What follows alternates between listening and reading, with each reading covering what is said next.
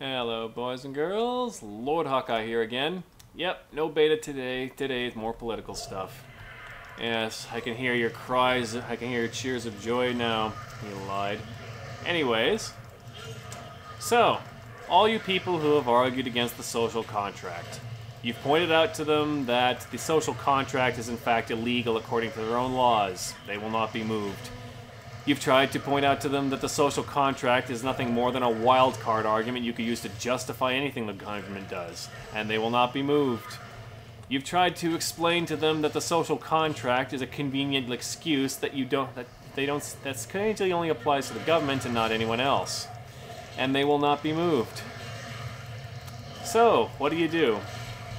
Well, as I've sometimes said, if you can't push, pull. What do I mean by that? Simple. So, let's, just for the sake of a thought experiment, let's let the social contract people have their way. Let's accept all their claims as truth.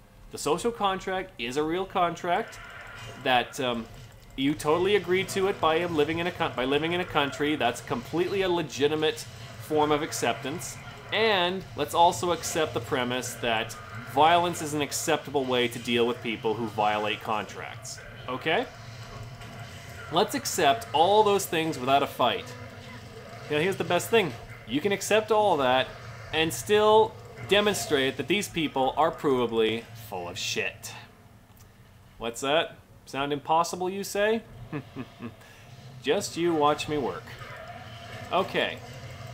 So we've accepted all these terms as absolutely true. Now, consider this. If the social contract is legitimate on these very flimsy terms, then how about a contract that was more like this? What if this contract was not something that people seem to just make up as they go along? That's one of my big problems with the social contract. What if this contract is written down? And not only that, this contract is publicly available. Anyone can read it anytime they want to. So there's no doubt as to what's in it, what the terms are, and all that sort of thing.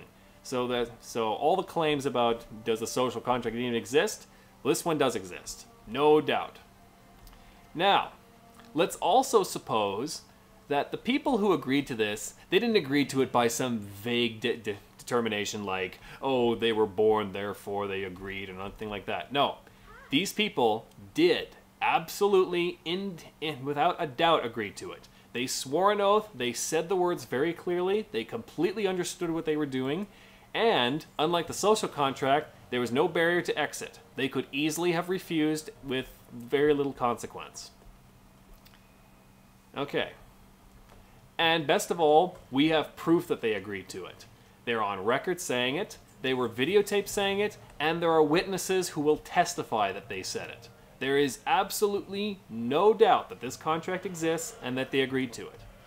So if these people absolutely, on principle, believe the social contract is legit and that violence is an acceptable way to deal with people who don't follow the terms, then they should totally support this contract for those very same reasons. Because by any objective definition, this contract is far more ironclad than the social contract. Are you with me so far?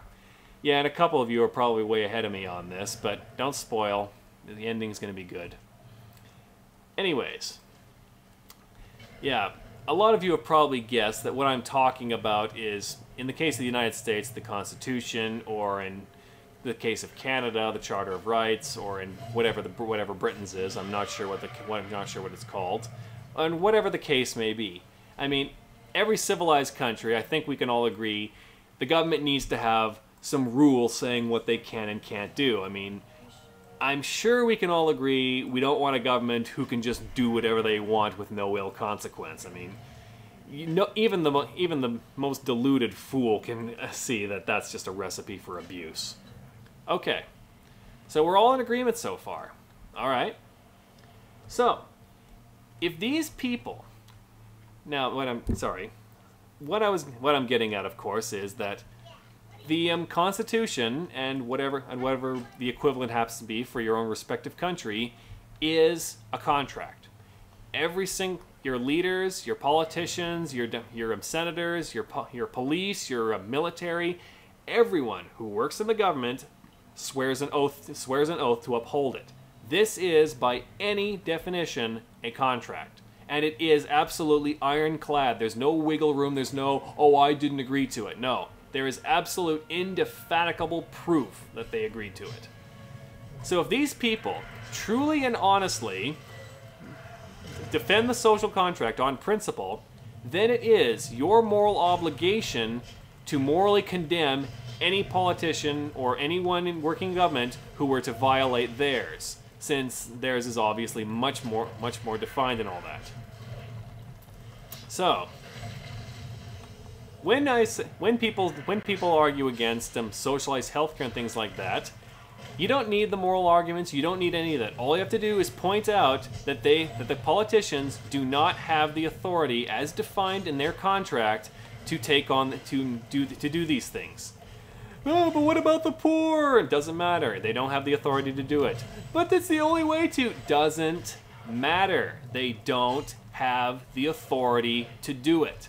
I can make all the moral platitudes I want. If I don't have the authority to do something, then I am wrong for doing it.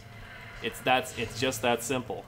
The ends do not justify the means, especially not in the legal sense. Unless you want to argue that it's okay to break the social contract if you deem it necessary to, or whatever. So anyways, what I'm getting on with.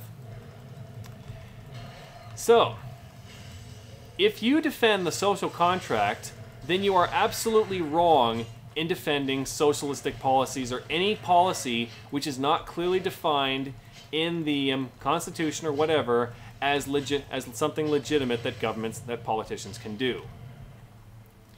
Because after all, if they're going to enforce contracts, they damn well better be supporting theirs, or that's a bit of a problem. And the sad truth is, most people who defend the social contract seem to have absolutely no problem with politicians violating the Constitution as they please, even for reasons as petty as convenience. So yeah, when people say that's not in the Constitution, they're not holding up the Constitution as some kind of holy grail. The Constitution is a contract by any legal sense.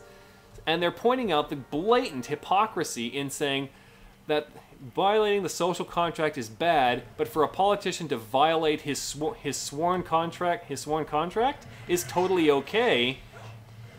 Well, what are we to conclude from this?